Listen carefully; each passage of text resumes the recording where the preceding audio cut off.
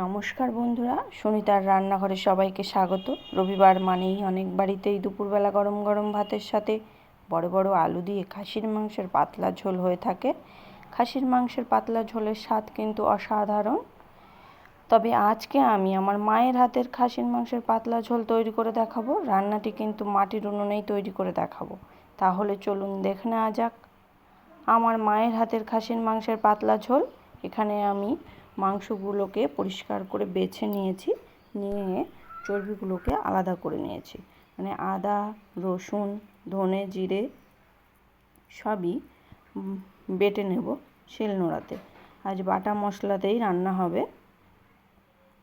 এখানে পেঁয়াজ কুচি নিয়েছি, আর নিয়েছি আদা রসুন বাটা, ধনে জিরে বাটা, পরিমাণ মতন হলুদ, স্বাদ মতো লবণ আর পরিমাণ মতন সর্ষের তেল দিয়ে মাংসটাকে ভালো করে মাখিয়ে আধা ঘন্টা রেখে দেব।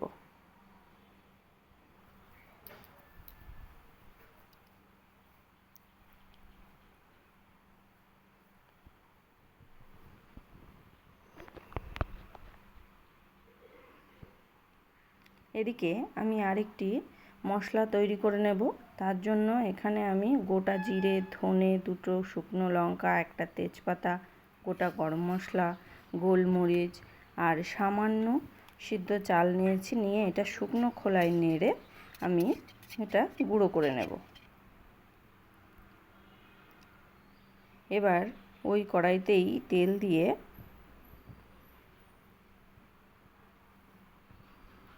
তেজপাতা আর গোটা জিরে ফোড়ন দেব। ফোড়নটা একটু ভাজা ভাজা হয়ে এলে ওর ভেতরে মশলা মাখিয়ে রাখা মাংসটাও দিয়ে দেব। দিয়ে এবার ভালো করে নাড়তে হবে।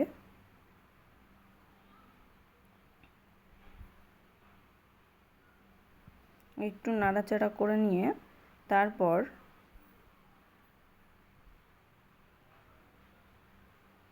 আমি ওর মধ্যে অ্যাড করব লঙ্কা বাটা।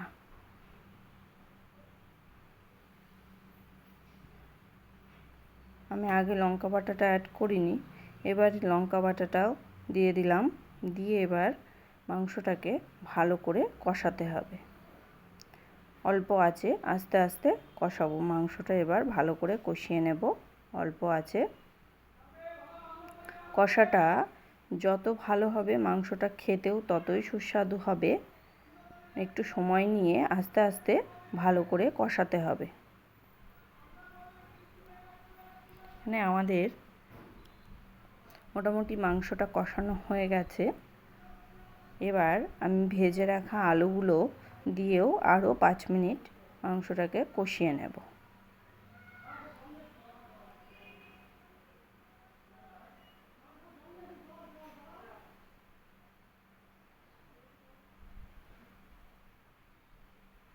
আমাদের কষানো মোটামুটি হয়েই গেছে।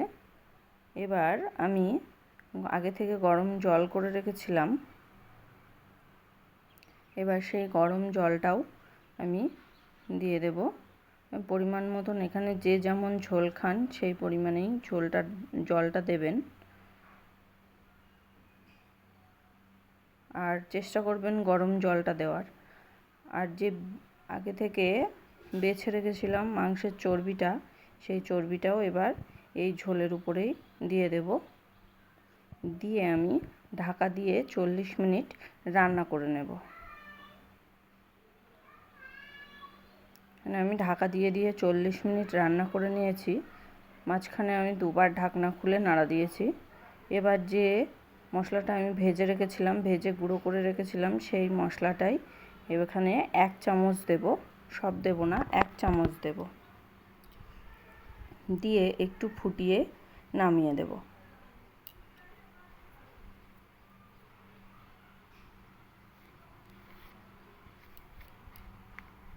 তৈরি হয়ে গেল আমাদের ছান্ডে স্পেশাল খাসির মাংসের পাতলা ঝোল। রেসিপিটি ভালো লাগলে লাইক করবেন আর বন্ধুদের সাথে শেয়ার করবেন। ভালো থাকবেন, সুস্থ থাকবেন। আবার হাজির হব নতুন কোনো রেসিপি নিয়ে। ধন্যবাদ।